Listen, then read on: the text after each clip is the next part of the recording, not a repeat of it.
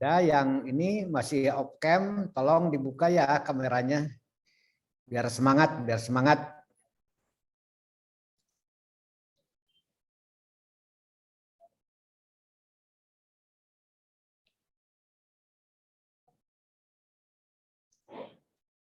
Oke, baik ya. Kemarin Anda sudah UTS, sudah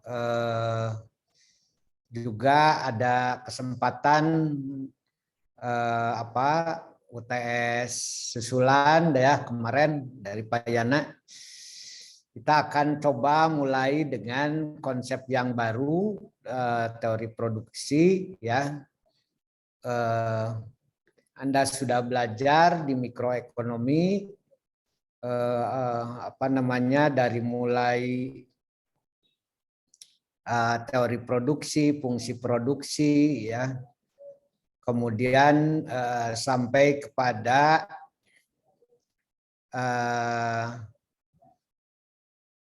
produksi optimum ya. Produksi optimum. Kemudian juga Anda sudah belajar mengenai berbagai skala juga, skala produksi ya. Kita akan coba perdalam dalam ekonomi manajerial ini tentu dengan diskusi ya, tadi udah saya sampaikan.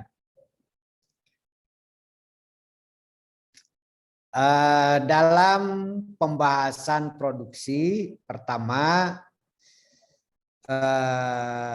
Anda harus ingat kegiatan produksi ini adalah salah satu kegiatan ekonomi ya.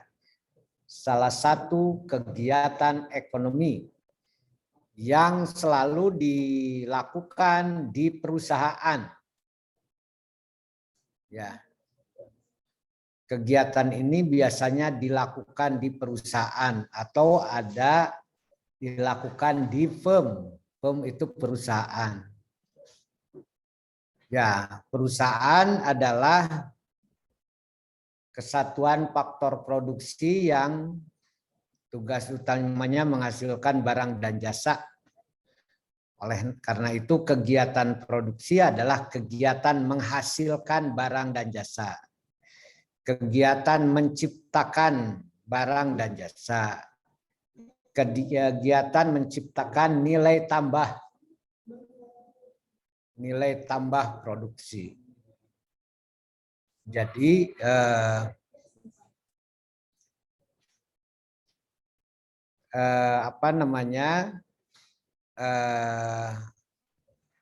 produksi ini adalah satu kegiatan yang memberikan kontribusi positif gitu ya pada pengembangan perekonomian. Di dalam makroekonomi ya, kalau makro, bicara makro, maka kegiatan-kegiatan produksi ini mendorong tumbuhnya perekonomian suatu negara. Karena perekonomian suatu negara itu, pertumbuhan ekonomi itu indikatornya adalah GDP, Gross Domestic Product, ya, barang dan jasa yang dihasilkan oleh masyarakat suatu negara. Nah, jadi kalau secara makro seperti itu, maka secara mikro itu merupakan sumbangan dari perusahaan-perusahaan yang menghasilkan barang. Ya. Kegiatan produksi ini tidak bisa dilepaskan dari 3 unsur ya. 3 unsur produksi itu. Pertama input, yang kedua proses, yang ketiga output. Input, proses, dan output. Ya. Input itu berupa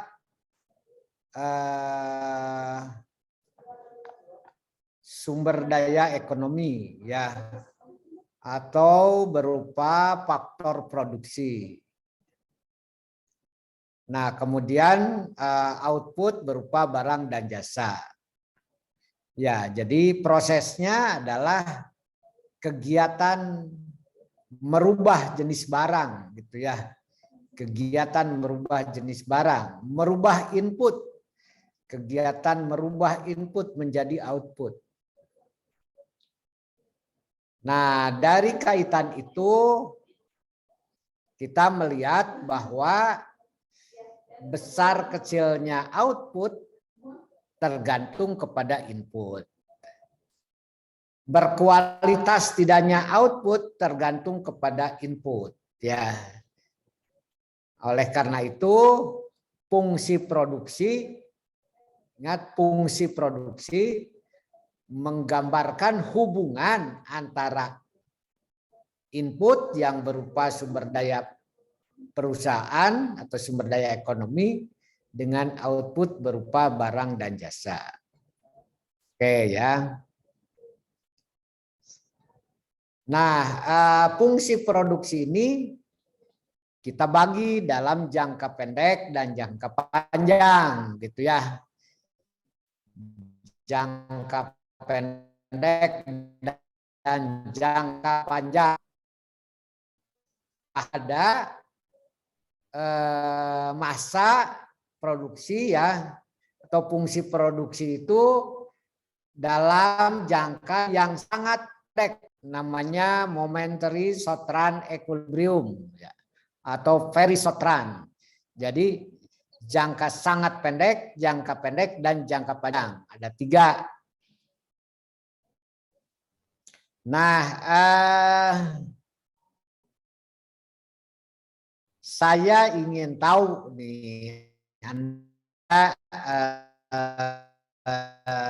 sudah sejauh mana menguasainya ya? Oh, ini yang off cam-nya masih banyak ya.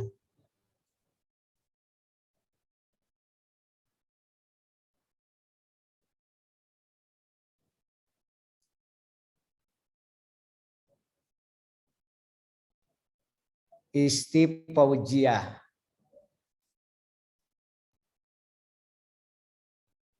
Tolong jawab ya, istipaujia. Dalam jangka yang sangat pendek. Ya, keseimbangan produksi gimana dalam jangka pendek? Sangat pendek ya, jangka sangat pendek. Istipaujia.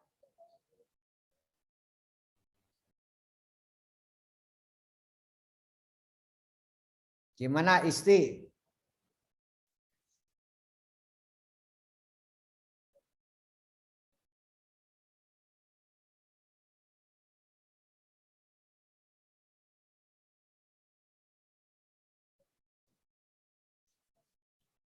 Mana Isti?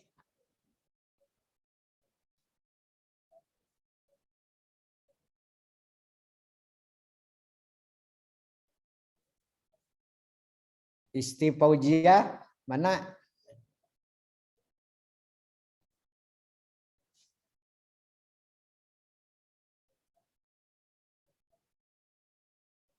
Dera Novia, coba jawab.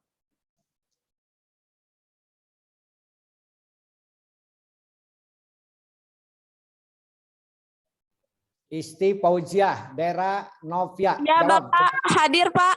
Ya, jawab coba pertanyaan saya tadi.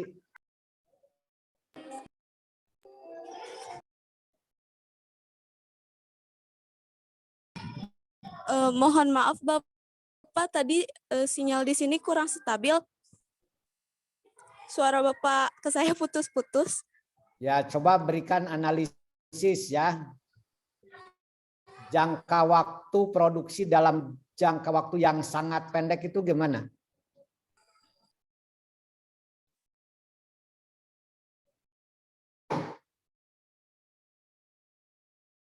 Dera,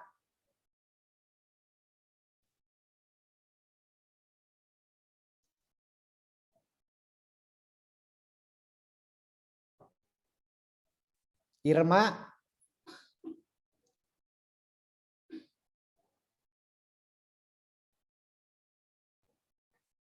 Gimana Isti?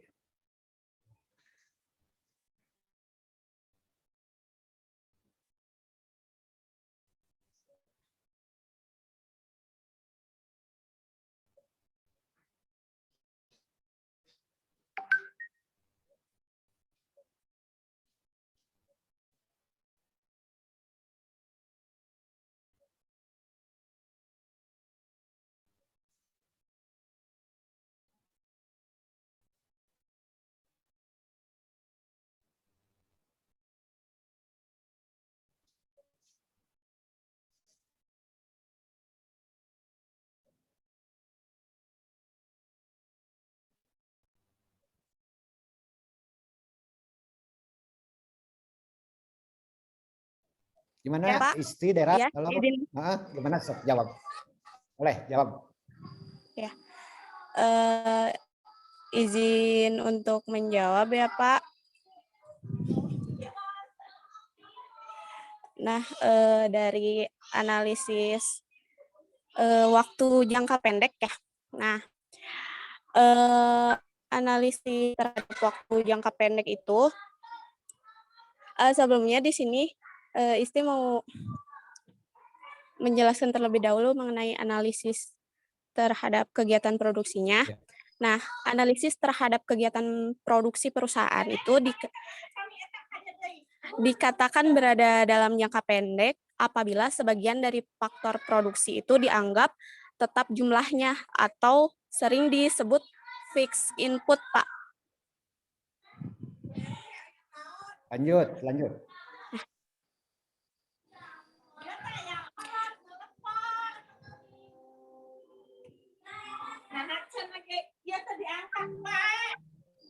Oke, terus.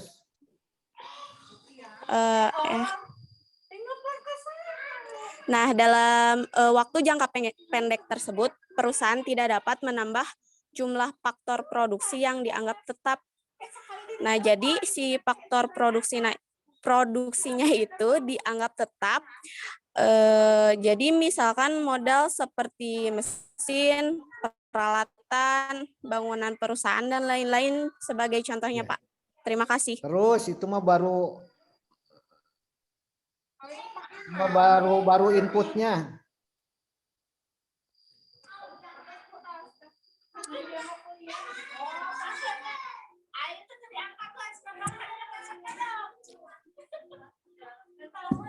Halo Isti.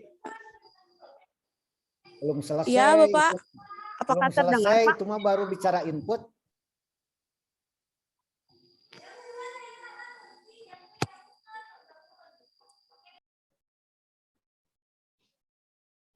Halo?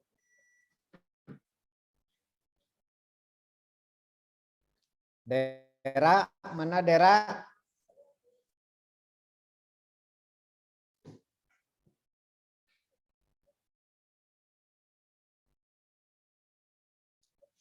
Irma ada?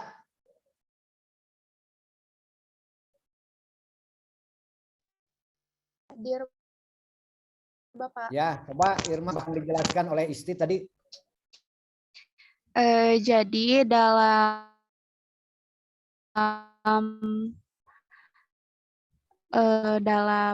biaya produksi dalam jangka pendek itu, jadi si menambah salah satu faktor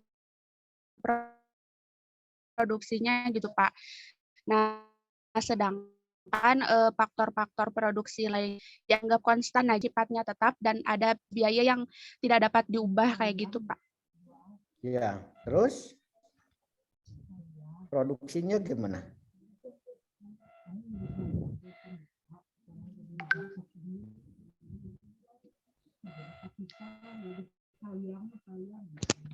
Terus Gilang, gimana Gilang? Asip Pak?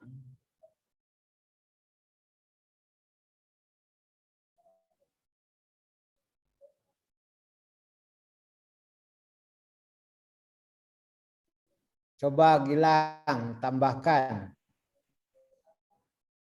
Jadi Kalau dalam waktu yang sangat pendek ini, produsen tidak bisa mengubah input tenaga kerja maupun input modalnya.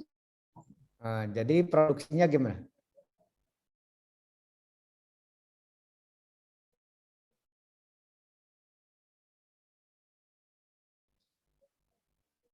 Oke.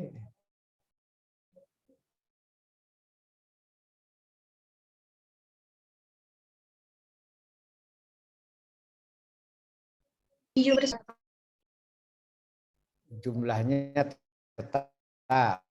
Oke.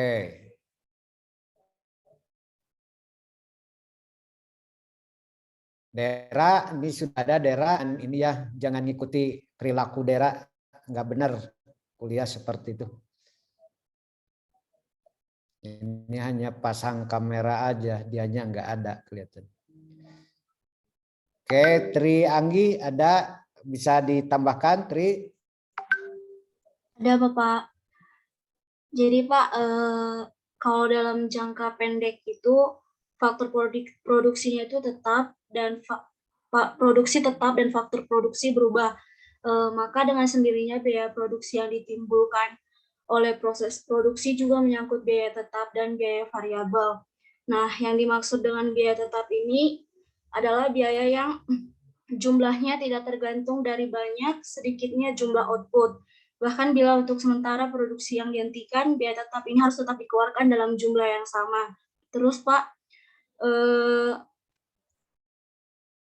teori produksi jangka pendek atau satu faktor ini berubah, menggambarkan tentang hubungan di antara tingkat produksi suatu barang dengan jumlah tenaga kerja yang digunakan untuk menghasilkan berbagai tingkat produksi barang tersebut. Nah, di sini itu faktor-faktor produksi yang tidak berubah, satu-satunya dapat diubah itu adalah tenaga kerja. Mungkin seperti itu, Pak. Ya, oke. Tri ya. Salsabila punya pendapat? Ya, Pak. Coba jelaskan. Kalau menurut saya, kalau biaya produksi jangka pendek itu dibedakan menjadi biaya total sama biaya rata-rata. Di mana di situ ada biaya tetap total, yang biaya tetap ini biaya yang nilainya tidak berubah mengikuti perubahan jumlah output yang diproduksi. Dan adapun biaya variabel totalnya yaitu seluruh biaya yang dikeluarkan oleh perusahaan untuk memperoleh input faktor variabel yang digunakan dalam suatu proses produksi. Adapun biaya totalnya yaitu penjumlahan dari biaya tetap total dengan biaya variabel total. Oke. Ada juga biaya tetap rata-rata, di mana biaya tetap total rata-rata ini untuk memproduksi jumlah barang tertentu dibagi dengan jumlah produksi tersebut. Oke, sudah. Udah. Oke, jadi begini ya. Kalau kita bicara teori produksi, sebetulnya belum nyampe kepada cost, kepada biaya ya. Teori produksi itu baru bicara input dan output ya. Bicara input dan output. Ya. Jadi istilahnya yang tetap dan yang variabel itu adalah input. Jadi ada input tetap, ada input variabel. Ya beda, input dengan output itu, input dengan biaya itu beda. Ya. Jadi kalau misalnya Anda bicara input, itu bicara faktor produksi. Bicara tenaga kerja, bicara modal, bicara lahan atau tanah, bicara skill gitu ya.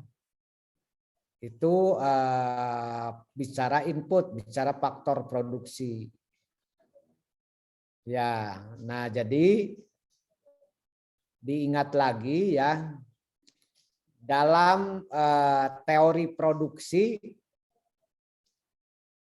besar kecilnya output itu tergantung kepada input, itu teorinya ya. Jadi kalau input dinaikkan, output juga akan naik, gitu kan.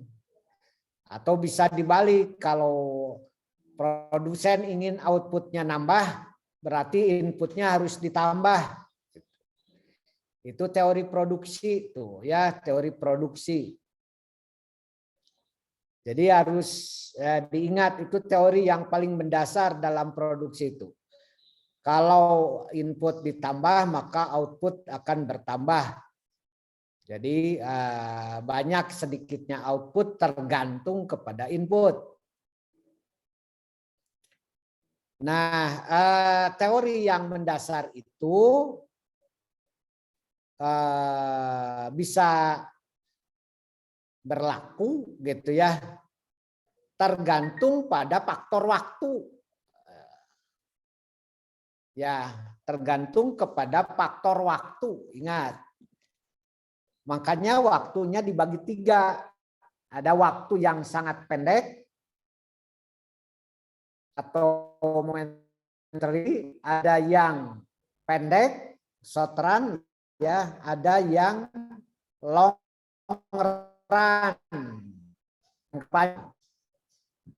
Dalam jangka waktu yang sangat pendek,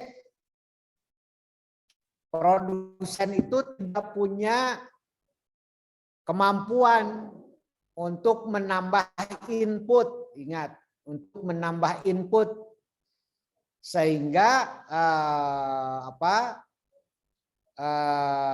dia tidak bisa berharap banyak karena inputnya tidak bisa ditambah, maka outputnya juga tidak bisa ditambah. Ingat, dalam jangka waktu sangat pendek, gitu ya. Dalam jangka waktu sangat pendek. Ya, jadi sekali lagi, kalau Anda sebagai produsen tahu misalnya ya, produsen tahu dikasih waktu berproduksi hanya waktunya misalnya 15 menit, nggak bisa bikin tahu 15 menit itu. Ya, jangka waktu bikin tahu 15 menit itu dari mulai kedelai, dari mulai apa 15 menit itu nggak bisa. Ya, bahkan 1 jam juga nggak bisa. Ya, merubah kedelai jadi tahu itu nggak bisa dalam waktu 1 jam. Mungkin dalam waktu 1 hari juga nggak bisa merubah kedelai jadi tahu itu. Jadi produsen tahu tidak bisa menambah output dalam jangka waktu yang sangat pendek. Ya. Nah, kalau misalnya tiba-tiba ada permintaan tahu yang mendadak. Nah, ada permintaan tahu yang mendadak ya, misalnya. Jadi kurva permintaan tahunya bergeser. Kira-kira produsen bisa enggak melayani itu? Menurut Anda, coba ada yang bisa enggak? Dalam waktu yang sebentar, ya, sesaat misalnya, bisa enggak produsen tahu bisa menambah tahunya kalau misalnya ada orderan mendadak? Jawab ya. Apakah produsen tahu atau penjual tahu bisa menambah tahunya gitu ya jika ada permintaan mendadak? Bisa nggak? Tidak, Pak. Tidak, Pak.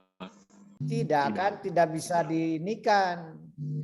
Kalau misalnya tukang tahu sudah biasa melayani konsumen 1000 unit, misalnya kan 1000 unit ya. Kemudian tiba-tiba ada yang pesan mendadak ya 1000 unit juga, tambahan 1000 unit. Jadi yang biasa itu dia melayani dengan 1000 unit gitu ya. Tiba-tiba permintaan itu sekarang butuhnya 2000 unit. Bisa nggak dilayani dengan memproduksi ya? Ingat kita bicara produksi, bukan ngambil orderan dari yang lain.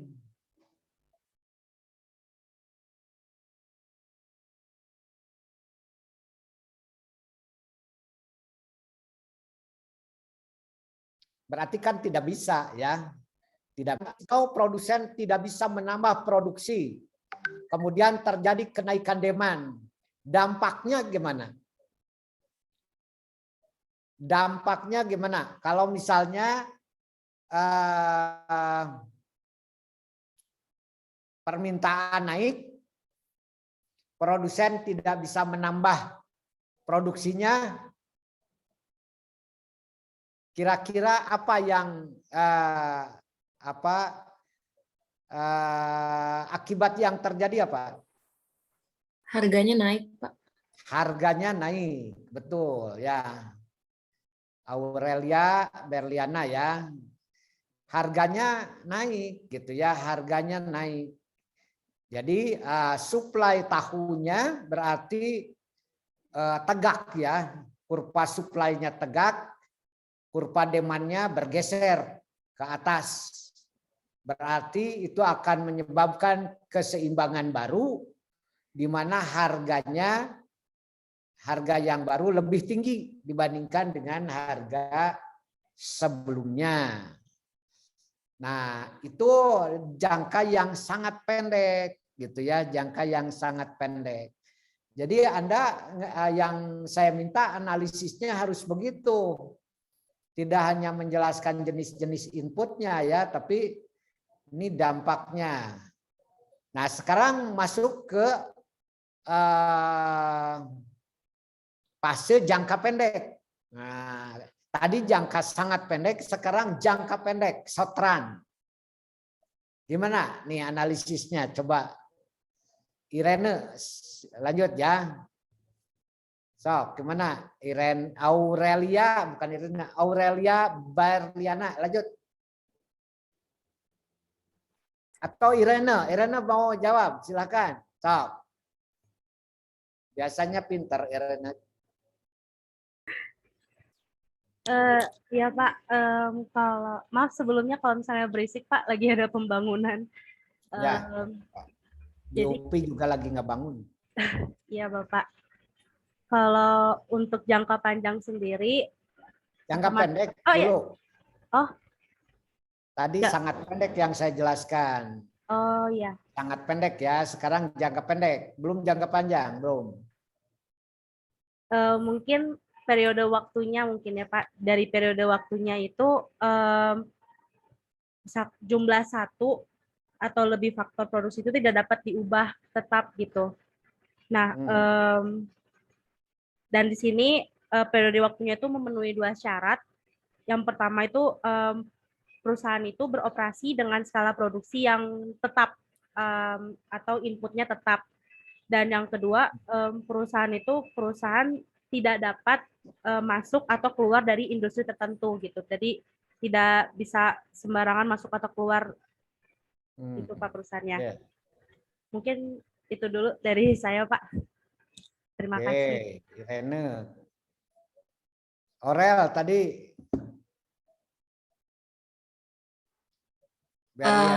Ya, sok. Kurang lebih sama sih Pak. Jadi kalau jangka pendek kan short run itu jadi periode waktu di mana perusahaan tuh cuma dapat mengubah beberapa input gitu. Nah, biasanya sih yang bisa diubah tuh inputnya tenaga kerja. Ya. Jadi betul. penggunaan jumlah tenaga kerja itu dapat ditingkatin atau dikurangin sesuai dengan perubahan output. Jadi kalau misalnya mau nambah output, si inputnya yang tenaga kerja ini misalnya juga ditingkatin gitu. Tapi faktor produksi lainnya itu tetap atau ceteris paribus. Oke. Terus Itu ke sih. produksinya gimana akibatnya? Kenapa, Pak? Ke produksinya gimana ininya dampaknya? Dampaknya Ke produksi gimana? Ke harga kalau bisa di gimana? Kan inputnya tadi hanya ada beberapa yang bisa dirubah. Yang lainnya tetap. Nah, sekarang jadi outputnya gimana kalau sudah begitu? gimana ya, Pak? Kan kita bicara produksi. Produksi itu ingat tadi input, proses, output. Inputnya oke, sudah dijelaskan. Sekarang outputnya gimana?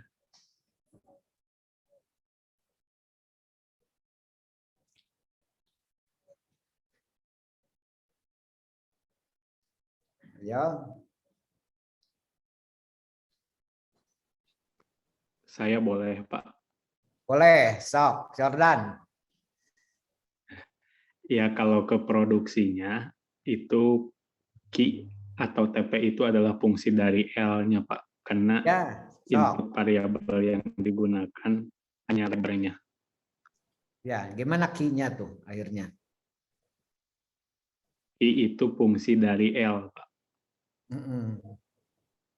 Terus Ya, gitu. lanjut atau jangan Ya, jadi sepotong. Q itu merupakan tingkat output dan L itu merupakan jumlah tenaga kerja. Mm-mm. Oke.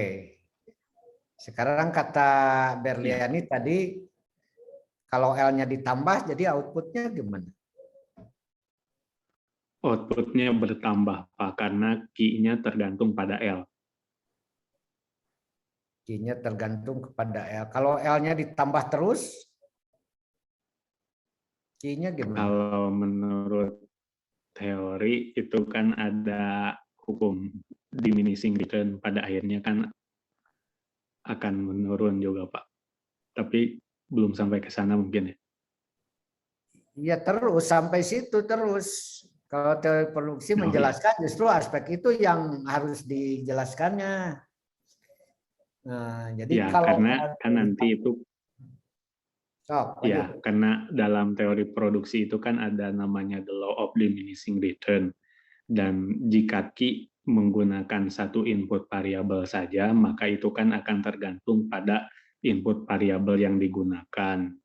Nah, nantinya kan kita juga mengenal adanya adanya produksi rata-rata dan adanya produksi marginal, dan itu nanti kan ada hubungannya melalui kurva. Begitu. Ya, oke ya. Nah, harus ke situ memang penjelasannya itu ya kalau Anda bicara produksi, bicara proses, bicara output. Jadi ya oke, Yordan sudah mulai lengkap tuh ya. Jadi pertama bicara input. Dalam jangka pendek input itu dibagi dua. Ada input tetap, ada input variabel. Ingat ya. Produsen bisa melakukan kegiatan produksi dengan menambah input variabel. Gitu. Input yang lainnya tetap, bukan tidak ada ya, tetap. Nah, tetap. Jadi proses produksi bisa dilakukan tadi itu dengan menambah terus input variabel. Nah, jadi kalau misalnya terhadap input tetap ditambah nih dalam prosesnya ya, ditambah secara terus-menerus input variabel gitu kan. Kan kalau produksi itu terus-menerus gitu ya. Ditambah terus-menerus input variabel itu berlaku hukum tambahan hasil yang semakin berkurang, kata David Ricardo, teori David Ricardo ya. Makin berkurang sehingga outputnya itu awalnya naik ya, terjadi increasing dan bisa naik terus kalau misalnya di situ dalam proses diikuti dengan adanya pembagian kerja, adanya spesialisasi, masih proses kan itu ya. Itu hasil produksi bisa naik gitu kan. Tetapi sampai pada titik tertentu tambahan hasil itu akan makin lama makin berkurang gitu kan, karena berlakunya hukum itu ya. Makin lama makin berkurang. Nah, hasil yang berkurang itu ditunjukkan oleh konsep namanya marginal product. Tadi disebutkan marginal product ya. Adanya marginal product yang lama-lama turun gitu ya. Bahkan sampai titik tertentu itu akan negatif marginal produknya. Gitu ya. Jadi tambahan produknya. Jadi kalau misalnya secara total produk sudah mencapai puncak, maka marginal produk itu akan sampai pada titik nol. Marginal produknya, tambahan produknya. Jadi kalau sudah tidak ada tambahan produk, pasti total produk itu mencapai puncak ya. Nah itu silakan Anda lengkapi kalau pembicaraan itu dengan grafik gitu ya. Dengan grafik, tunjukkan dalam grafik itu bahwa pada total produk tertinggi marginal produknya sama dengan nol. Jadi itu yang disebut analisis produksi itu harus begitu gitu ya. Harus begitu. Nanti karena ini ekonomi manajerial ditambah dengan pendekatan estimasinya gimana nih kalau misalnya labor ditambah satu satuan maka outputnya akan bertambah berapa gitu ya. Itu estimasinya nanti dalam pendekatan matematisnya. Oke ya. Nah sekarang kembali bahwa dalam jangka pendek input ditambah ya melalui input variabel maka output akan bertambah. Seandainya terjadi kenaikan demand di pasar ya, kembali ke pasar. Seandainya terjadi kenaikan demand terhadap produk ini yang dihasilkan, apakah produsen bisa melayani? Gimana? Tidak, Pak. Tidak, berarti sama dengan jangka waktu yang sangat pendek. Bisa, Pak. Dalam jangka waktu panjang maksudnya, Pak? Enggak, ini pendek jangka short-run. Tadi yang pertama yang sudah kita bahas adalah sangat pendek. Nah, sekarang yang kita sedang bicarakan adalah jangka waktu pendek, short-run. Gimana? Produsen bisa melayani kalau ada kenaikan demand? Bisa, Pak, dengan menambah tenaga kerja. Ya, jadi bisa menambahkan tadi ya input variabelnya ditambah, berarti output kan bertambah dalam jangka pendek ya. Jadi jika terjadi kenaikan demand, produsen bisa menaikkan produksinya ya. Menaikkan produksinya. Cuman produksi yang dihasilkannya terbatas karena hanya dari penambahan input variabel seperti tenaga kerja misalnya gitu ya. Nah, jadi kalau bisa dilayani, kenaikan demand itu bisa dilayani sebagian berarti tidak seluruhnya ya. sebagian kenaikan demand bisa dilayani dengan supply ini. Maka dampak terhadap P dan Q-nya gimana?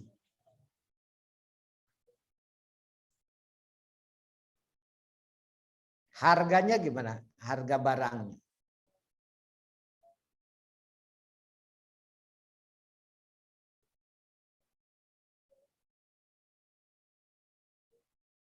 Gimana? Harganya naik, Pak. Harganya naik. Sama dengan kenaikan pada saat momentary enggak?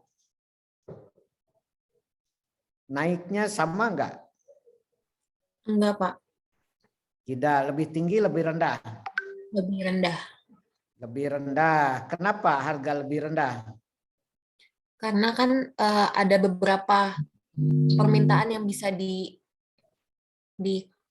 disuplai. Ya. Oke, ya jadi karena Q-nya bertambah ya, artinya supply-nya bisa ditambah sebagian. Sehingga karena sebagian ya tidak seluruhnya, maka harga juga tetap naik tapi tidak setinggi pada saat momentary gitu ya. Pada waktu yang sesaat yang outputnya tidak bisa ditambah. Oke. Nah, nanti posisi ini Anda harus gambarkan ya. Harus gambarkan. Jadi ada dua gambar. Pertama tadi yang momentary Anda gambarkan, kemudian yang short run ini juga Anda gambarkan. Jadi kalau misalnya secara praktek kayak tadi, kalau misalnya produsen tahu sudah terbiasa memproduksi 1000 gitu ya, kemudian dan itu bisa habis 1000 itu ya, kemudian minggu depan ternyata ada tambahan permintaan misalnya menjadi 2000 gitu ya, jadi 2000 dari 1000 menjadi 2000, kemudian ternyata produsen tahu hanya bisa mengiyakan 50%-nya, misalnya jadi 1.500 ya. 1.500 tidak bisa nyampe 2.000. Maka produsen tahu sebetulnya bisa ini ya, dengan jumlah 1.500 itu bisa menaikkan harga ya. Naikkan harga, toh dia nyarinya 2.000, di saya ada 1.500 gitu kan. Nah, itu daripada tidak dibeli sama konsumen misalnya, ya udah 1.500-nya juga dibeli tapi dengan harga yang lebih tinggi gitu. Oke ya. Kemudian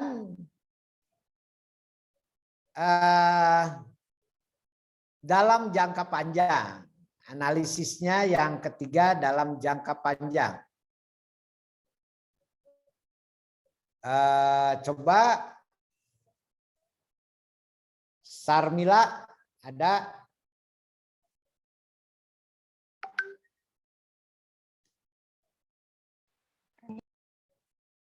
Gimana Sarmila? Yo, itunya unmute. Di-mute dulu ya.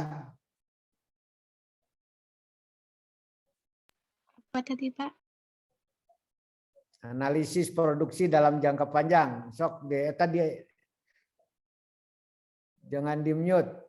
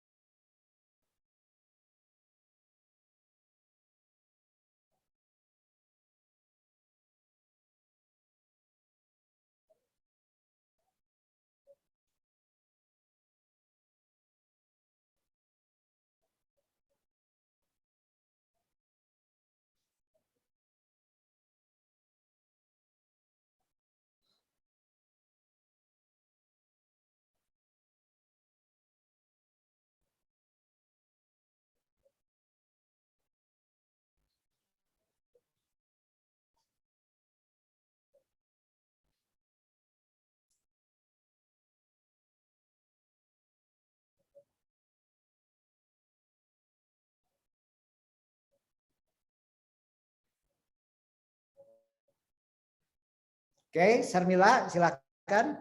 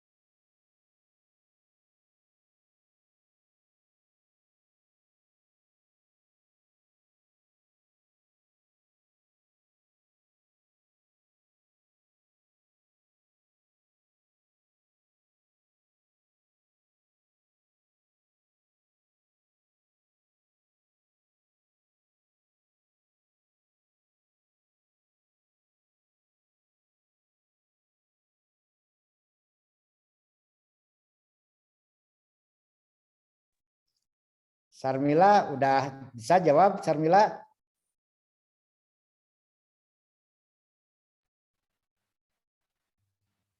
Yang ditanya pengertiannya atau apa ya, Pak? Kayaknya ini ya kuliahnya sambil tidur ya. Enggak, Pak. Ini tadi Oke. lagi bantu orang tua. Oke, Kaulan sekarang gimana Kaulan? Iya, Pak. Yang Jadi- saya tanyakan tadi gimana? Jadi kalau biaya jangka panjang itu, jadi semua inputnya itu diperlakukan sebagai input variabel, jadi tidak ada biaya tetap, Pak. Jadi semuanya dianggap sebagai variabel cost. Jangan Jadi bicara dalam ongkos dulu ya, tidak bicara ongkos belum, ongkos baru produksi. Oh iya, Pak. Dalam jangka panjang itu perusahaan dapat menambah semua faktor-faktor produksi yang akan digunakan oleh perusahaan itu, Pak. Jadi jangka waktu di mana semua faktor produksi dapat mengalami perubahan, Pak. Yaitu perubahan dari faktor-faktor produksi yang digunakan oleh perusahaan dapat ditambah apabila memang dibutuhkan. Oke, itu input ya. Jadi input bisa ditambah dalam jangka panjang. Terus proses produksinya gimana? Outputnya gimana?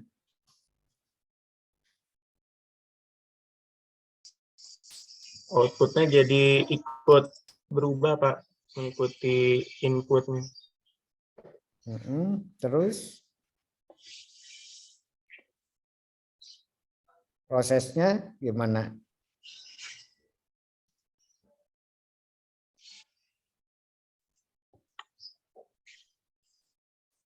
Ayo. Kata saya jangan bicara input saja ya. Ingat produksi itu bicara produksi, bicara input, bisa bicara proses, bicara output. Gimana prosesnya dalam jangka panjang, kemudian outputnya bagaimana. Yo.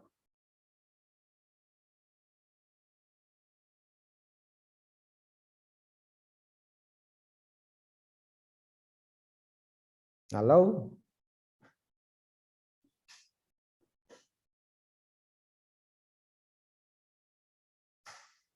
Kaulan ada? Ya Pak. Ya udah, Anda udah selesai. Nambahin dikit lagi Pak, boleh. Jadi proses produksinya itu di mana sumber daya yang digunakan tidak ada lagi yang sifat tetap Pak. Jadi kurang lebih gitu Pak yang saya. Itu mah input kan ya, bicara input. Masih input ya Pak. Iya. Oke, yang lain. Ainun, gimana Ainun?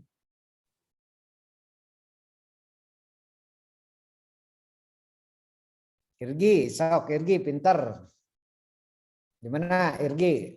Izin menjawab Pak, berbeda dengan yang sangat pendek sama pendek. Kalau yang jangka panjang itu input yang bisa ditambah itu tidak hanya satu gitu, tapi lebih dari satu. Terus untuk prosesnya itu produsen itu bisa melayani kalau misalnya ada permintaan.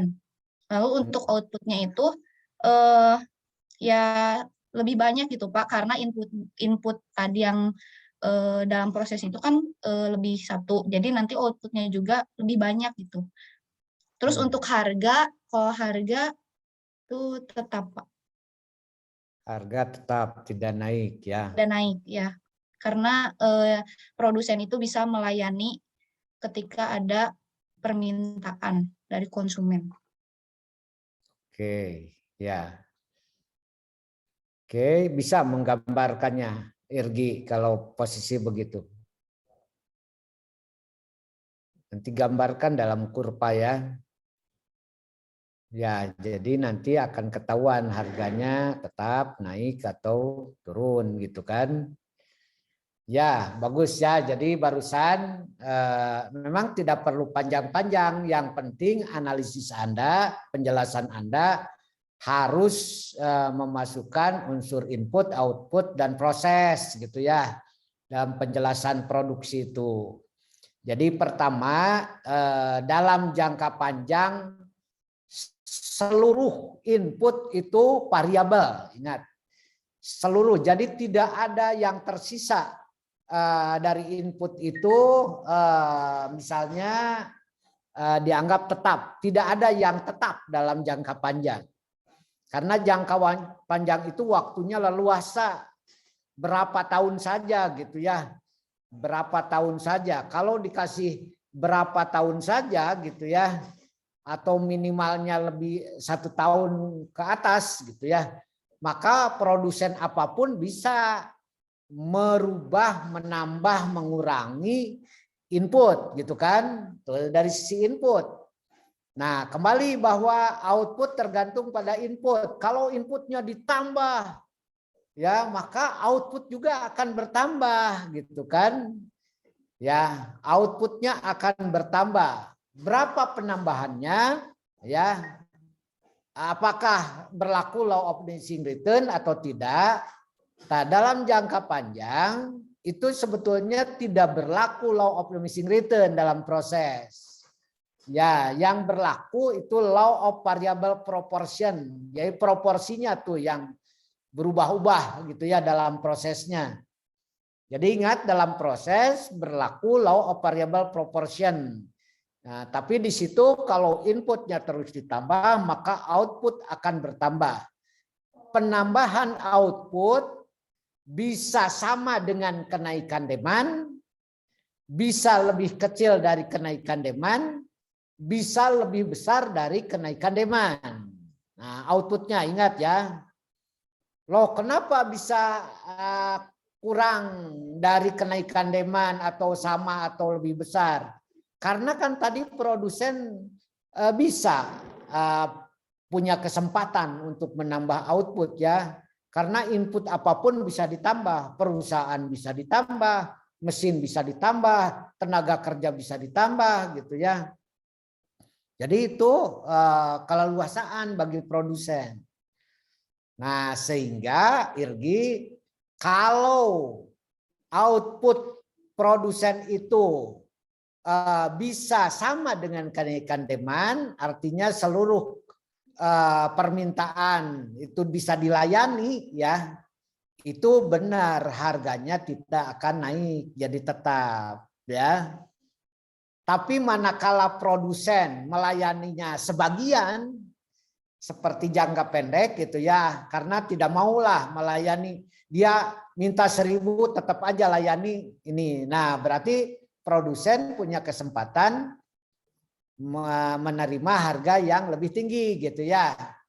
Harga yang lebih tinggi kalau yang produsen hanya memproduksi sebagian dari kenaikan demand. Tapi kalau misalnya kenaikan demandnya 1.000, kemudian produsen bisa memproduksinya lebih dari itu, nah, harus diterima akibatnya, harga akan lebih rendah gitu ya, lebih rendah. Jadi harga seolah-olah turun gitu kan, harga turun. Jadi kalau misalnya Anda melihat contoh aja, kenapa pada musim mangga itu kemudian harga mangga turun gitu ya, karena itu produksinya lebih besar dari demand gitu kan. Ya, produksi lebih besar. Itu berarti harga akan cenderung turun gitu ya. Oke ya, jadi itu seperti itu. Nah, tolong Anda nanti pelajari ya dalam manajerial itu diestimasi nih. Ketiga analisis ini dalam jangka, mungkin jangka yang sangat pendek itu teori estimasinya tidak berlaku ya, karena inputnya jelas-jelas tidak bisa ditambah. Tapi analisisnya dalam manajerial bisa untuk jangka pendek dan jangka panjang ya, jangka pendek dan jangka panjang. Nah, dalam jangka pendek makanya nanti akan diperoleh fungsi-fungsi ini ya, persamaan matematis untuk produksi. Pertama untuk total produk. Ya, total produk misalnya diketahui dalam buku yang Anda baca bisa diketahui misalnya Q-nya sama dengan gitu ya. Sama dengan atau Q itu sama dengan total produk ya. Total produk itu sama dengan misalnya 0,2 atau 0,2 L kuadrat misalnya ya. 0,2 L kuadrat dikurangi 5L misalnya gitu ya. Kurangi 5L. Kemudian nanti diminta misalnya Anda tentukan fungsi marginal produknya gitu ya. Kemudian kapan atau dalam penggunaan L berapa produksi mencapai optimum. Misalnya ya, Anda bisa menghitung itu. Ya, coba kalau misalnya total produknya seperti itu, marginal produknya berapa? 0,4 L min 5, Pak. 0,4 L min 5 ya, oke ya.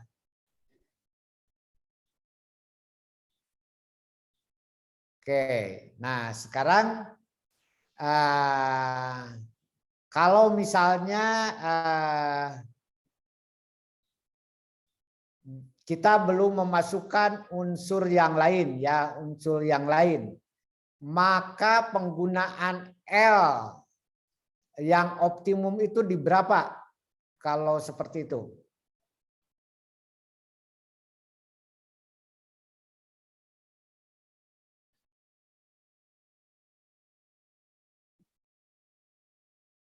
Ingat syaratnya kan marginal productivity-nya sama dengan 0 ya. MP sama dengan 0. Nah sekarang kalau diketahui misalnya tadi MP-nya sudah disebutkan oleh Irgi, maka di L berapa itu? 12,5 Pak. 12,5 ya. Oke, jadi 0,4 L min 5 sama dengan 0 gitu kan? Ya. Jadi 0,4 L sama dengan 5. Jadi L sama dengan 12,5 ya. 12,5. Ya, 12,5 ribu orang gitu ya bisa, karena sebetulnya kalau bicara L itu harus datanya diskrit. Jadi koma di sini sebetulnya koma puluhan lah. Ya. Diskrit karena L itu orang itu sebetulnya tidak ini, tapi sebagai model matematis nggak apa-apa ya. Jadi L-nya itu 12,5. Pada saat L 12,5 total produknya itu berapa sebetulnya? Benarkah bahwa itu total produknya tertinggi?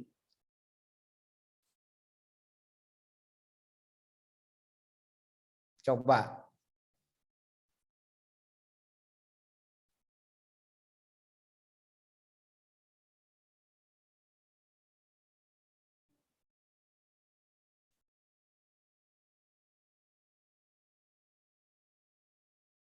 Benar tertinggi enggak?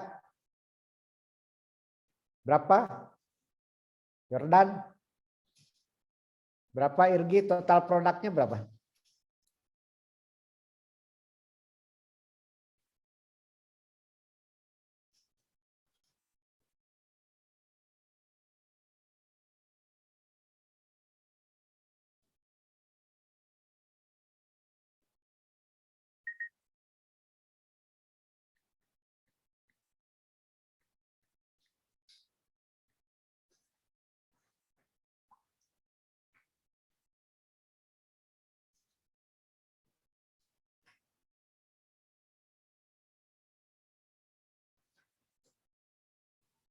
Total produknya jadi minus, Pak. Masa sih?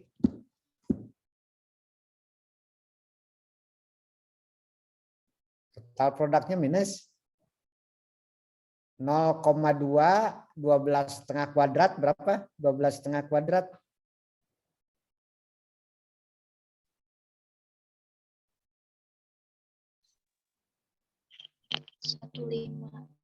56,25 Pak.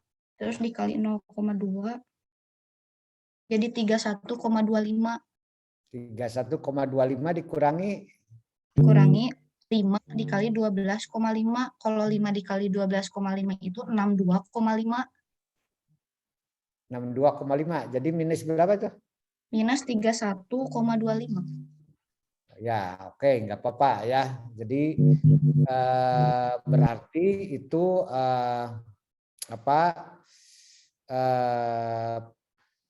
harus lebih dari itu ya. Produksi harus melebihi dari penggunaan 12,5 baru bisa plus. Oke, nggak apa-apa. Atau kita hanya bicara angka juga. Jadi sebetulnya secara ini kalau dalam soal-soal ekonomi memang pertama dalam satuan Labelnya itu harus utuh gitu ya. Kemudian dalam produksi juga yang disebut produksi optimum itu ya harus dalam posisi penggunaan L-nya positif, berarti hasilnya positif ya. Hasilnya positif. Oke. Ini sedikit lagi ya sampai jam 11 aja nih. Kalau dalam jangka panjang analisis apa yang digunakan dalam teori produksi? Analisis isokos, isokuan. Oke, isokos dan isokuan. Isokuan itu apa, Irgi? Isokuan itu kombinasi dua input menghasilkan kuantitas yang sama. Kuantitas yang sama. Jadi kurva yang menggambarkan kombinasi penggunaan dua input ya, yang menghasilkan output yang sama. Yang menghasilkan output yang sama. Oke, kalau isokos apa?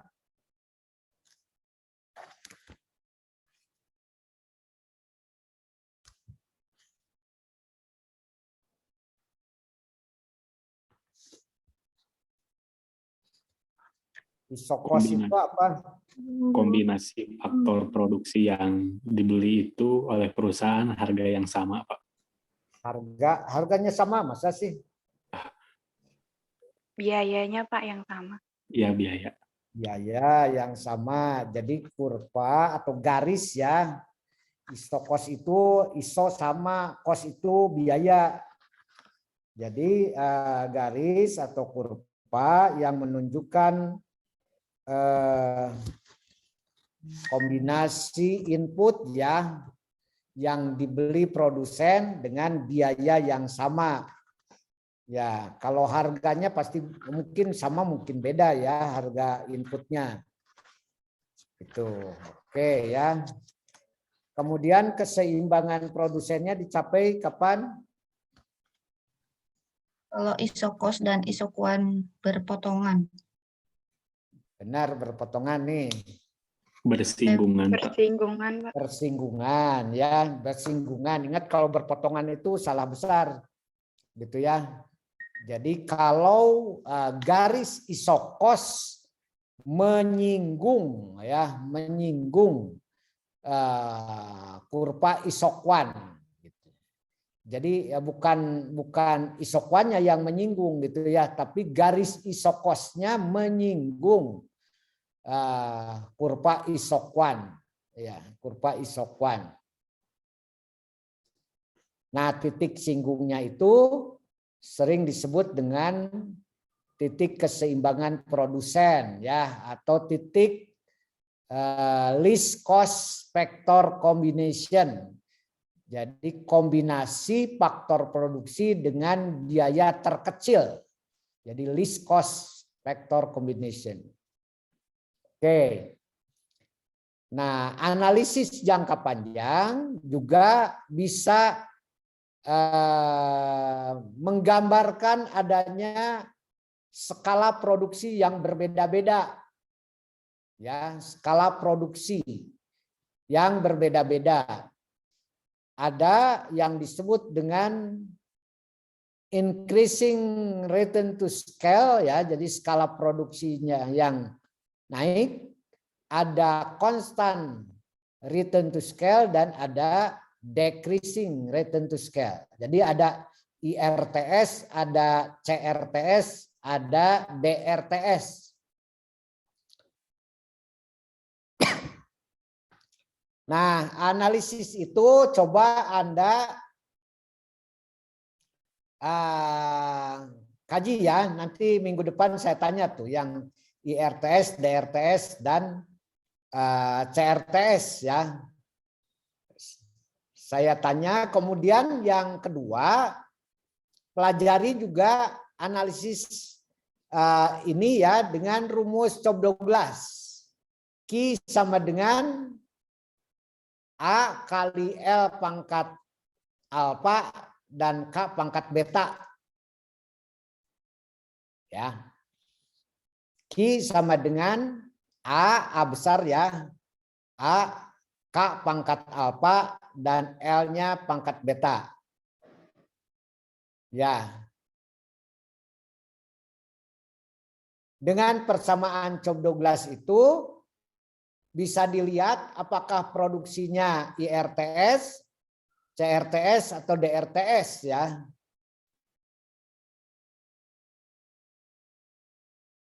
Oke. Saya kira pertemuan sekarang itu dulu ya. Tolong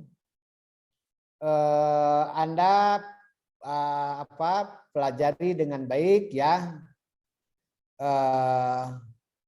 Kuliah juga harus benar ya. Saya melihat tadi ada yang hanya masang fotonya saja ya. Tolong jangan dicontoh yang begitu.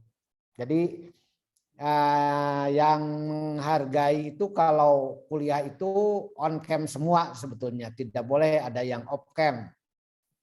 Ya. Oke, terima kasih. Assalamualaikum warahmatullahi wabarakatuh. Waalaikumsalam warahmatullahi wabarakatuh. Terima kasih Bapak. Terima kasih Ya. Pak.